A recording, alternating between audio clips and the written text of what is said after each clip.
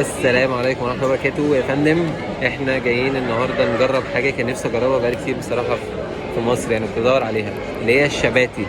الشباتي اللي هي الفطيرة الباكستانية اللي كنت باكلها زمان ايام السعودية. كانت بتيجي شباتي كده زي الفطيرة زي العيش كده، بيجي سادة وبيجي جنبيه زي حلاوة طحينية، وبيجي احيانا حمص كده لونه اخضر.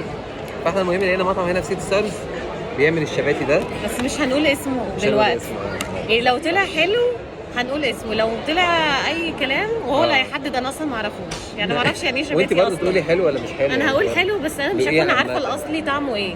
هو عشان عارف الاصلي طعمه ايه فاحنا هنعرف نقارن بيه هو. ده كان حاجه كده، كانت بريال، كانت بتنزل لي الفطيره مع الحمص وبتاع، كنت بجيبه بريال، يعني كان معدل وقتها 2 جنيه ونص، وكنت باكل احلى فطار. هنشوف.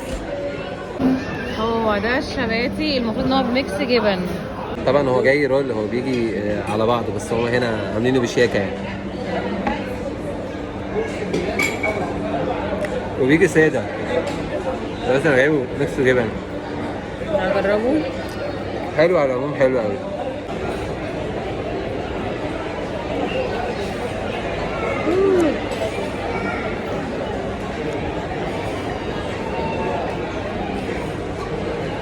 ايه رايك؟ لا حلو، شبه عجينة الكريب شوية، بس هو حلو فعلا، خفيف.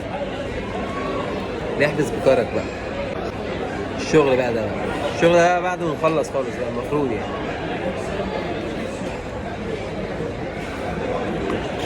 يا مزاجه، يا مزاجه، اصل ده ما فيهوش كيمياء، ده ما ينفعش حد يعمله وحش. جميل قوي.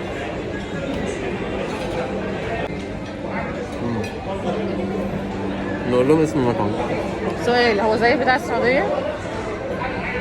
ده السعودية بيبقى مأمر أكتر وكبير وبيجي مفروض، بس هو على العموم هو هندي، هو مش باكستاني صحيح، أنا قلت في أول فيديو باكستاني، بس هو هندي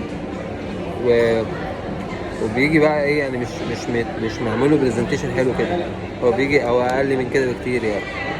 المكان اسمه هو ده سيتي ستارز. سيتي ستارز، وفي منه فرع في التجمع، وموجود على ابلكيشن وفرها.